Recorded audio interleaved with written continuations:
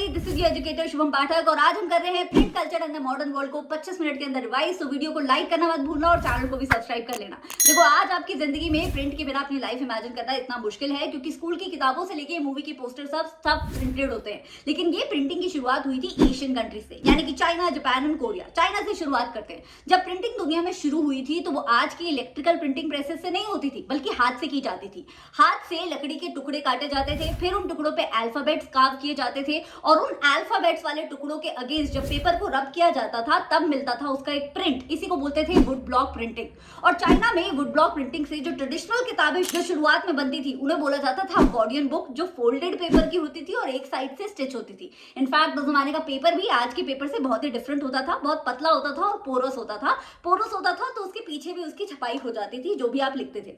अच्छा, किसी भी बुक को अगर आपको कॉपी करना होता था तो आपके पास कैलीग्राफर्स होते थे जो सेम ही हैंडराइटिंग में उस बुक को लिख लिख के कॉपी करते थे। तो सब कुछ हाथ से हो रहा है। लेकिन देखते ही देखते चाइना की इंपीरियल गवर्नमेंट में गवर्नमेंट ऑफिशियल्स की भर्ती होने लग गई और इसी के लिए कैंडिडेट्स ज्यादा से ज्यादा टेक्स्ट बुक मांग करने लग गए और तभी चाइना में प्रिंटिंग थोड़ी सी बूम हो गई। और फिर 17वीं 18वीं शताब्दी तक तो वेस्टर्न नॉलेज चाइना में आ गई थी प्रिंटिंग की, और उस वेस्टर्न नॉलेज की वजह से इतने सारे स्कूल खुल गए थे जहां पे टेक्स्ट बुक्स और चलती थी। फिर धीरे धीरे वहां पे प्रिंटिंग और एक्सपैंड होने लग गई, आत्मकथाएं छपने लग गई, कहानियां छपने लग गई, औरतें किताबें पढ़ने भी लग गई, औरतें किताबें लिखने भी लग गई, ऑब्वियसली जो वेल्दी फैमिलीज की होती थी। और इसी तरीके से शांघाई, जो चाइना के एक इंपॉर्टेंट सिटी है, वो बन गया प्रिंटिंग का अड्डा।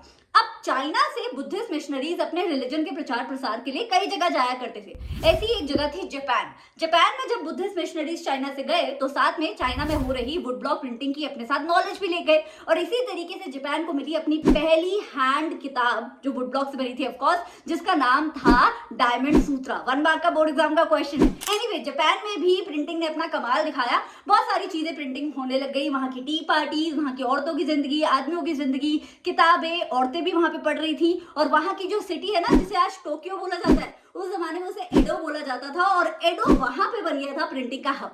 अब यूरोप में कैसे पहुंची प्रिंटिंग की नॉलेज मैं बताऊं। एक ट्रैवलर के साथ, एक ट्रैवलर हुआ करता था जिसका नाम था मार्को पोलो। वो चाइना घूमने आया हुआ था, कई साल वो चाइना में रहा, चाइना का कल्चर उसने स्टडी किया और बाद में वो वुड ब्लॉक प्रिंटिंग की नॉलेज अपने साथ लेके चला गया इटली, जहां का वो ओरिजिनली था। इटली में तो गई नॉलेज धीरे धीरे पूरे यूरोप में फैल गई, तो वुड ब्लॉक प्रिंटिंग यूरोप में भी आ गई। अब यूरोप में 2 तरीके की किताबें प्रिंट होने लग गई हैंड से, वुड ब्लॉक से। एक किताब होती थी जो अमीर सेक्शन के लिए होती थी, तो उनका जो पेपर हुआ करता था वो एनिमल की स्किन से बनता था, जैसे वेलम बोला जाता है। दूसरी तरीके की किताब थोड़ी पतली और थोड़े चीप पेपर पे बनती थी, जो स्टूडेंट्स के लिए बनती थी या बाकी गरीब रीडर्स के लिए बनती थी।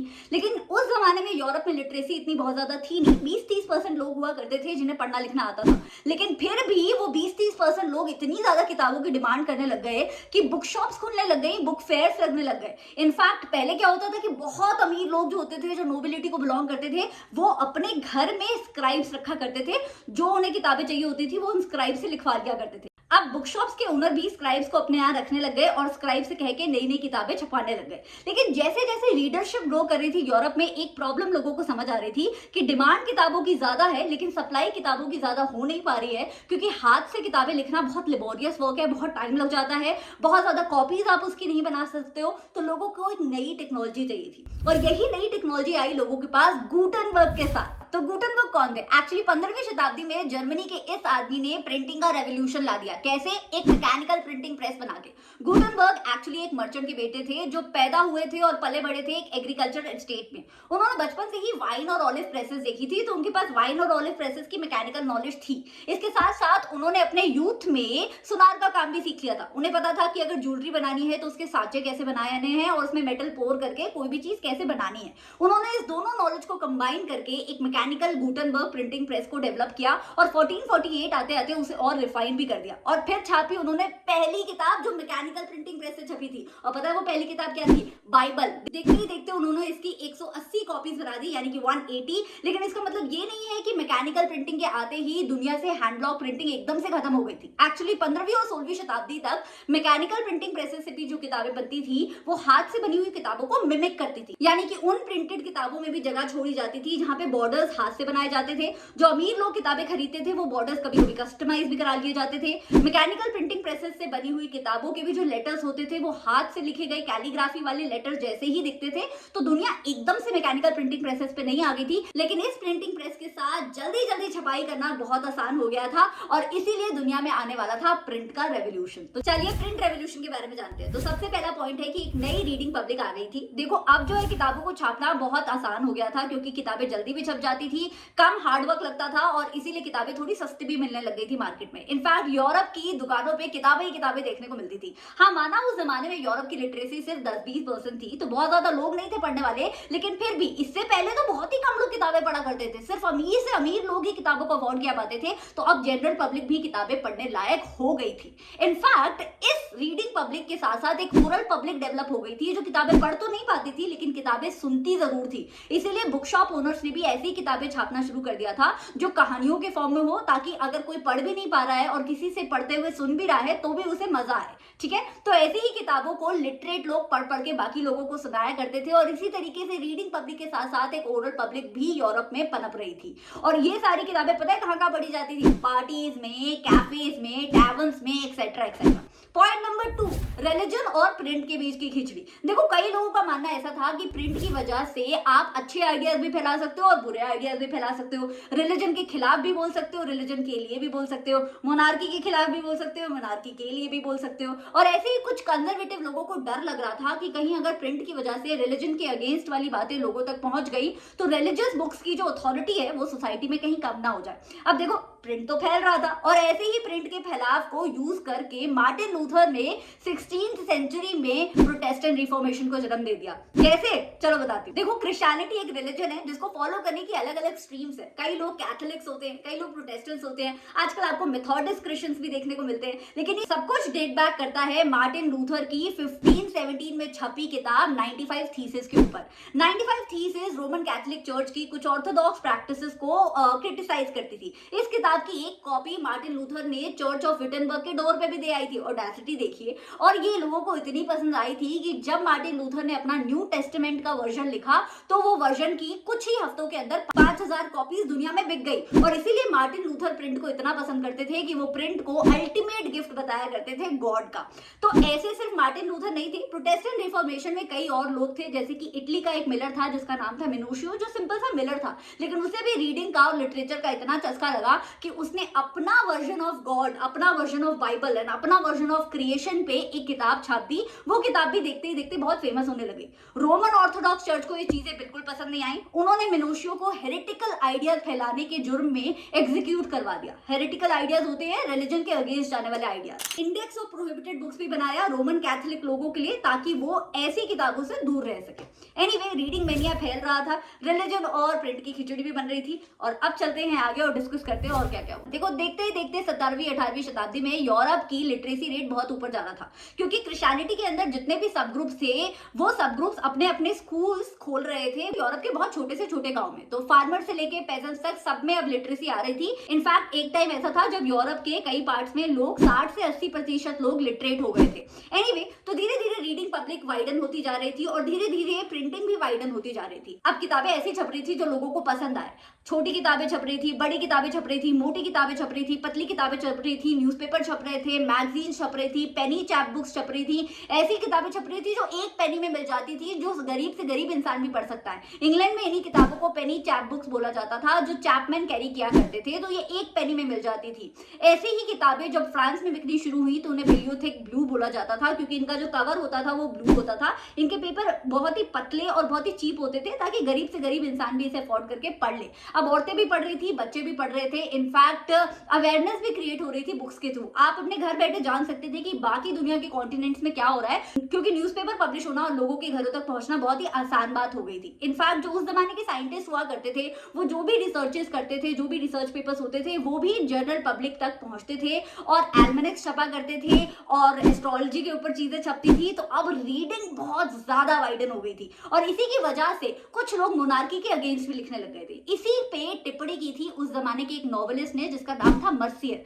मर्सियर का मानना था कि रीडिंग की वजह से अब मोनार्की धीरे धीरे यूरोप में या पूरी दुनिया में खत्म हो जाएगी, क्योंकि लोग अपने मोनार्की के अगेंस्ट वाली बातें पब्लिश करना शुरू कर देंगे। एक सिंपल सा राइटर घर बैठ के मोनार्की को ध्वस्त कर सकता है, ऐसी पावर में मर्सियर का पूरा विश्वास था। इसीलिए उन्होंने बोला, tremble therefore tyrants of the world, the printing has come for you. Tremble therefore tyrants of the world, tremble before the virtual writer. Anyway, ऐसा ही एक एग्जांपल है फ्रांस का रेवोल्यूशन। मैं ये नहीं बोल रही हूँ कि फ्रांस का रेवोल्यूशन सिर्फ प्रिंटिंग की वजह से हुआ, लेकिन फ्रांस के रेवोल्यूशन में तड़का जरूर प्रिंटिंग ने लगाया था। देखो, पहले फ्रांस के लोग राजा और रानी के प्रति काफी लॉयल हुआ करते थे, काफी सैकड़ों सालों से उस बर्बन डायनेस्टी के लिए वो कुछ भी गलत नहीं सुनते थे, ना ही बोलते थे। लेकिन धीरे धीरे फ्रांस के रेवोल्यूशन में ऐसी कुछ घटनाएं घटी, गरीबी इतनी बढ़ गई, टैक्स इतना बढ़ गया कि लोग राजा और रानी से काफी दुखी रहते थे। लेकिन उन्हें ये नहीं पता था कि बाकी लोग भी उनसे इतने ज्यादा दुखी थे। लेकिन जब लिटरेचर आ गया, यानी कि जब प्रिंटिंग फ्रांस में आ गई, तो लोगों ने अपनी राजा और रानी के प्रति अपनी टिप्पणियां करनी शुरू कर दी।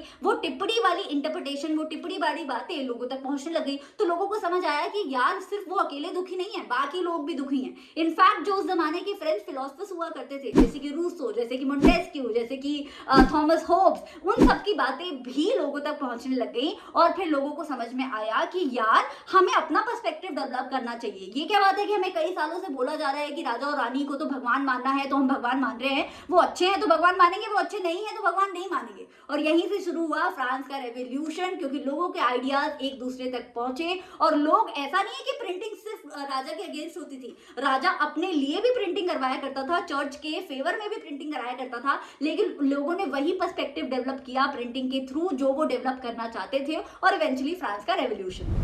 ओके, तो अब डिस्कस करते हैं कि औरतें, बच्चे और वर्कर्स भी पढ़ रहे थे कि नहीं पढ़ रहे थे। तो बिल्कुल पढ़ रहे थे। बच्चे तो धीरे धीरे स्कूल जाना शुरू हो गए थे। इनफैक्ट 19वीं सेंचुरी आते आते इंग्लैंड में प्राइमरी एजुकेशन कंपलसरी हो गई थी, बच्चों के लिए टेक्स्ट बुक छपने लग गई थी, और बच्चों के लिए एक स्पेसिफिक प्रिंटिंग प्रेस डेवलप हो गई थी फ्रांस में 1857 में। इनफैक्ट जर्मनी के ग्रिम ब्रदर्स नाम के दो भाई थे, जो जर्मनी की पुरानी कहानियां होती थी वो फार्मर्स और पेजेंट से बात करके इकट्ठी करते थे। उसमें से जो भी चीज बच्चों के लिए सूटेबल नहीं लगती थी उसे वो काट देते थे, यानी कि सेंसर कर देते थे, और बाकी कहानियों को रीमोल्ड करके छपाई कर देते थे। और ऐसे ही उन्होंने एक कलेक्शन छाप दी बच्चों की कहानियों की 1812 में। Now let's talk about women.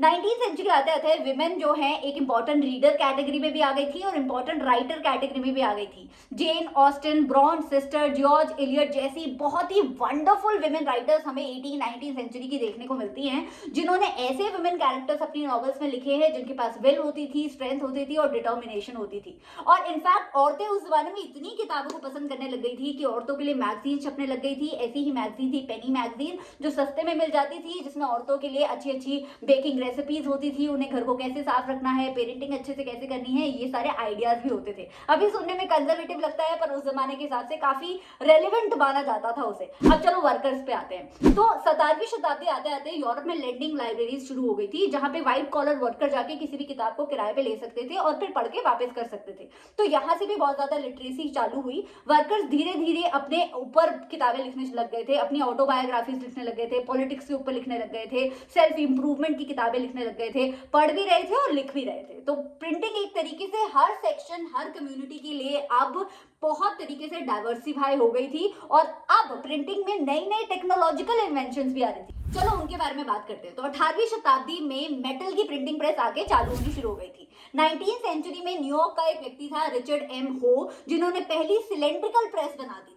और 19वीं सेंचुरी के मिड आते आते ऑफसेट प्रिंटिंग प्रेस भी बन गई थी, जो 6 कलर एक साथ पब्लिश कर देती थी। न्यूयॉर्क के रिचर्ड एम हो वाली जो प्रिंटिंग प्रेस थी, उससे प्रिंटिंग प्रोसेस बहुत स्पीड अप हो गया था। 8000 पेपर्स 1 घंटे में छप जाते थे, और अब उसमें आप 6 रंग भी बना सकते थे, है ना, कमाल की बात। और प्रिंटिंग प्रेस से रिलेटेड जो भी छोटे छोटे इंस्ट्रूमेंट होते थे, सब में नई नई इनोवेशन आनी चालू हो गई थी। इनफैक्ट 20th सेंचुरी आते आते तो प्रिंटिंग इतनी डाइवर्सिफाई हो गई थी कि इलेक्ट्रिकल प्रिंटर्स भी आपको कई कई जगह देखने को मिल जाते थे। चलो अब प्रिंटर्स की बात करते हैं, यानी कि पब्लिशर्स के बारे में। धीरे धीरे बहुत सारी चीजें हुई 20वीं शताब्दी में, जिनकी वजह से पब्लिशर्स को अपनी मार्केटिंग स्ट्रेटेजीज को नया करना पड़ा। अब लोगों को किताबों को इतना चस्का लग गया था कि अब ऐसी कहानियां बेचने लग गए पब्लिशर्स जो सीरीज में होती थी, पार्ट 1, पार्ट 2, पार्ट 3। पीरियोडिकल्स बेचने लग गए, यानी कि मैगजीन्स बेचने लग गए। शिलिंग सीरीज एक ऐसी सीरीज थी जो पार्ट्स में आती थी और लोग बड़े चस्के से उसे पढ़ते थे। इनफैक्ट ग्रेट इकोनॉमिक डिप्रेशन के टाइम पे, जब लोगों के पास बहुत बहुत ज्यादा पैसे नहीं होते थे, तब पब्लिशर्स ने इंपॉर्टेंट किताबों के पेपर बैग एडिशन निकालना शुरू किया, जिनका पेपर बहुत ही पतला होता था, इसलिए उनकी कॉस्ट बहुत कम होती थी, ताकि जिनके पास पैसे नहीं भी हैं, अनएम्प्लॉयमेंट भी है, वो भी अपना टाइम पास करने के लिए किताबें जरूर पढ़ें। तो एक तरीके से पब्लिशर्स भी अपने टोज पे रह के प्रिंटिंग को डाइवर्सिफाई कर रहे थे और टेक्नोलॉजी भी कर रही थी। अब चलते हैं इंडिया की प्रिंटिंग की तरफ। इंडिया में उस जमाने की जो प्रिंटेड बुक्स हुआ करती थी उन्हें मैन्यूस्क्रिप्ट बोला जाता था। मैन्यूस्क्रिप्ट या तो पाम की पत्तियों पे होती थी या फिर हैंडमेड पेपर पे होती थी। हमारे यहाँ संस्कृत से लेके, कन्नड़ा से लेके, तमिल से लेके हर भाषा में मैन्यूस्क्रिप्ट देखने को मिलती थी, लेकिन ये मैन्यूस्क्रिप्ट बहुत फ्रेजाइल होती थी। इनके पेपर्स को आपको वुडन ब्लॉक्स के बीच में दबा के रखना पड़ता था या स्टिच करना पड़ता था। ये इतनी फ्रेजाइल होती थी कि आप इन्हें लेके ट्रैवल नहीं कर सकते हो। फिर भी ये इतनी इनएक्सेसिबल थी कि आम पब्लिक के घरों में देखने को नहीं मिलती थी। बहुत ही कम सेक्शन ऑफ द सोसाइटी होता था जिसके पास मैन्यूस्क्रिप्ट्स अवेलेबल होती थी। इसीलिए प्री कॉलोनियल बंगाल में भी अगर आप देखोगे, जहां पे विलेज में प्राइमरी स्कूल खुलना शुरू हो गए थे, वहां पे बच्चों ने बिना टेक्स्ट बुक देके ही स्कूल पास किया था। टीचर्स अपनी मेमोरी से बच्चों को लेसन पढ़ाया करते थे और बच्चे जो भी हैं पॉइंटर्स को नोट डाउन किया करते थे, लेकिन स्कूल में कोई किताबें नहीं हुआ करती थी। तो क्वेश्चन ये है कि फिर आया कहां से प्रिंट इंडिया में? इंडिया में प्रिंट आया क्रिश्चियनिटी के स्प्रेड के साथ। जब 16वीं शताब्दी में पोर्तुगीज मिशनरीज क्रिश्चियनिटी को स्प्रेड करने के लिए गोवा के थ्रू इंडिया में एंटर हुए, तब वो अपने साथ प्रिंटिंग की नॉलेज लाए और इनफैक्ट उन्होंने हमारी लोकल भाषाओं को, जैसे कि कोंकणी, कन्नड़ा, तमिल, मलयालम को सीख के उसमें प्रिंटिंग करना स्टार्ट किया। लेकिन 18वीं शताब्दी तक हमारे यहाँ पे प्रिंटिंग का फैलाव नहीं हुआ था। सिर्फ 18th सेंचुरी में आते आते न्यूज़पेपर देखने को मिल गए थे। कुछ न्यूज़पेपर हुआ करते थे जो कॉलोनियल गवर्नमेंट के ऑफिशियल चलाया करते थे, कुछ होते थे जो हमारे भारत के लोग चलाया करते थे। ऐसा ही एक न्यूज़पेपर था जिसका नाम था बंगाल गैजेट, जो गंगाधर तिलक नाम के एक व्यक्ति ने चलाया था, जो राजा राम मोहन रॉय के बहुत अच्छे दोस्त थे। इस न्यूज़पेपर के जो एडिटर थे उनका नाम था जेम्स ऑगस्टस हिक्की। हाँ, वो एक ब्रिटिशर थे, लेकिन वो ब्रिटिशर्स के लिए कुछ बहुत ज्यादा अच्छी चीजें नहीं लिखते थे। वो बहुत ही इंडिपेंडेंट तरीके से, एपॉलिटिकल तरीके से अपना नजरिया बताने की कोशिश करते थे। जो भी उन्हें कॉलोनियल गवर्नमेंट के काम में बुराई लगती थी वो बेझिझक उसमें लिख दिया करते थे।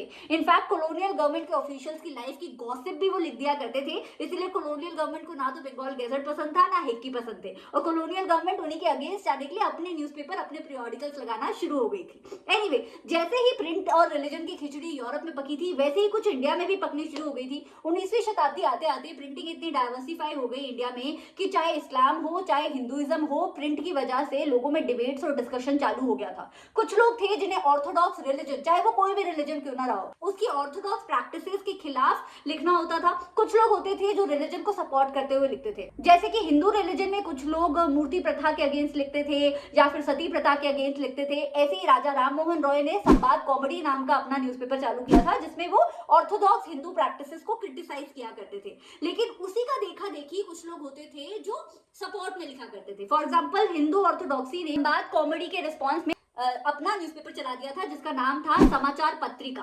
1822 में दो पर्शियन न्यूज़पेपर भी मार्केट में देखने को मिलते थे। एक का नाम था जामे जहान और एक का नाम था शमशुले अकबर। और इसके साथ साथ एक गुजराती न्यूज़पेपर भी मार्केट में आ गया था उसी टाइम पे, जिसका नाम था बॉम्बे समाचार। नाम पे मत जाइए, न्यूज़पेपर आखिर गुजराती में था। अब देखते ही देखते इस्लाम में भी ऐसी ही डिबेट्स और डिस्कशन शुरू हो गई। कुछ चीजें रिलीजन के अगेंस्ट लिखी जाती थी, कुछ रिलीजन के सपोर्ट में लिखी जाती थी। जो इस्लाम में रिलीजियस लीगल स्कॉलर्स होते हैं उन्हें उलामा बोला जाता है। उलामा लोगों को लग रहा था कि यार कहीं प्रिंट की वजह से कॉलोनियल गवर्नमेंट अपने रिलीजन को ना फैलाना शुरू कर दे या फिर इंडिया में इस्लाम के कल्चर को खराब ना कर दे। इसलिए उलामास भी अपनी चीप लिथोग्राफिक प्रेसेस पे पर्शियन या उर्दू में कई सारी चीजें लिखवाया करते थे। और यहीं से शुरुआत हुई दियोबंद सेमिनरी की 1867 में, जहां से बहुत सारे फतवास जारी हुए ताकि इस्लाम को मानने वाले लोग भारत में अपनी लाइफ में उन फतवास को लागू कर चुके। तो इस्लाम में या मुस्लिम कल्चर में डिबेट और डिस्कशन शुरू हो गए थे और कई सारी बातें भी पब्लिश होने लग गई थी, उर्दू, पर्शियन, हिंदी और बहुत सारी रीजनल लैंग्वेजेस में भी। अब चलिए बात करते हैं हिंदू रिलीजियस टेक्स्ट की। तो हिंदू रिलीजियस टेक्स्ट बहुत सारी वर्नाकुलर यानी कि लोकल लैंग्वेजेस में पब्लिश होना शुरू हो गए थे। 1810 में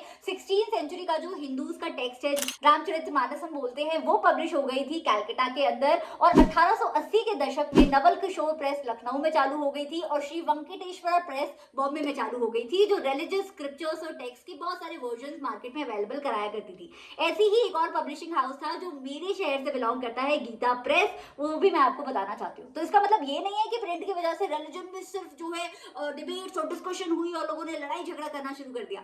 रिलीजन में यूनिटी भी आई और लोगों के प्रति पैन इंडियन आइडेंटिटी भी क्रिएट हुई, all thanks to the print culture, क्योंकि अब किताबें एक जगह से दूसरी जगह अलग अलग भाषाओं में पहुंचने लग गई थी। चलो अब बात करते हैं कि प्रिंटिंग की वजह से औरतों की जिंदगी में क्या असर पड़ा, लेकिन उससे पहले कुछ और फीचर्स पढ़ लेते हैं न्यू फॉर्म ऑफ पब्लिशिंग के।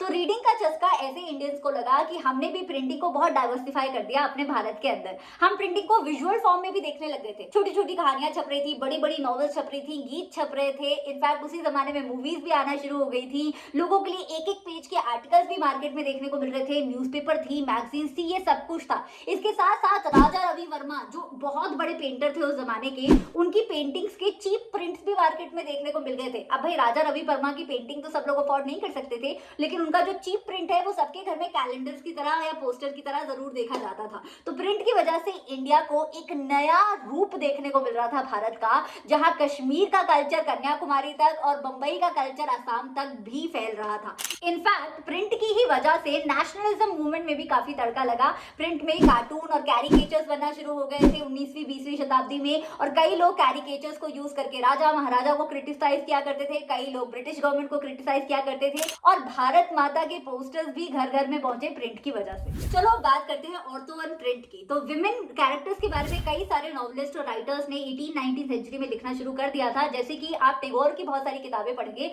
तो उसमें स्ट्रॉन्ग विमेन कैरेक्टर्स आपको देखने को मिलते हैं। इनफैक्ट देखते ही देखते औरतों में एक रीडिंग कल्चर भी डेवलप हो गया था। तो औरतों के बारे में नहीं लिखा जा रहा था, अब औरतें भी लिख रही थी और औरतें पढ़ भी रही थी। इनफैक्ट लिबरल घरों की जो औरतें होती थी, चाहे वो हिंदू सोसाइटी में हो या मुस्लिम सोसाइटी में हो, वहां पे उनके फादर या उनके हस्बैंड्स उन्हें पढ़ाने की कोशिश किया करते थे। इसीलिए मार्केट में औरतों को पढ़ाने के लिए, होम स्कूलिंग के लिए सिलेबस की किताबें भी अवेलेबल हो गई थी। लेकिन कई ऑर्थोडॉक्स फैमिली के लोग, चाहे वो हिंदू सोसाइटी हो या मुस्लिम सोसाइटी हो, उसमें वो औरतों के पढ़ने के खिलाफ हुआ करते थे। हिंदू कंजर्वेटिव हाउसहोल्ड्स को लगता था कि औरतों के पढ़ने से वो विडो हो जाएंगी, और मुस्लिम ऑर्थोडॉक्स फैमिलीज को लगता था कि औरतों के पढ़ने से वो रिलीजन को छोड़ देंगी। फिर भी कई सारी रेबल औरतें हुई दोनों ही कम्युनिटीज में, जिन्होंने पढ़ लिख के अपनी खुद की किताबें लिखी। ऐसी एक औरत थी जिनका नाम था रसुंदरी देवी, जो बंगाल की थी, और उन्होंने अपने किचन में चोरी छुपे शादी के बाद किताबें पढ़ना स्टार्ट किया था और वहां से पढ़ना लिखना सीखा था। बाद में उन्होंने 1876 में अपनी खुद की आत्मकथा को पब्लिश करवाया था, जिसका नाम था अमर जुबान। इनफैक्ट 1860s में देखते ही देखते कई सारी औरतें थी बंगाल की,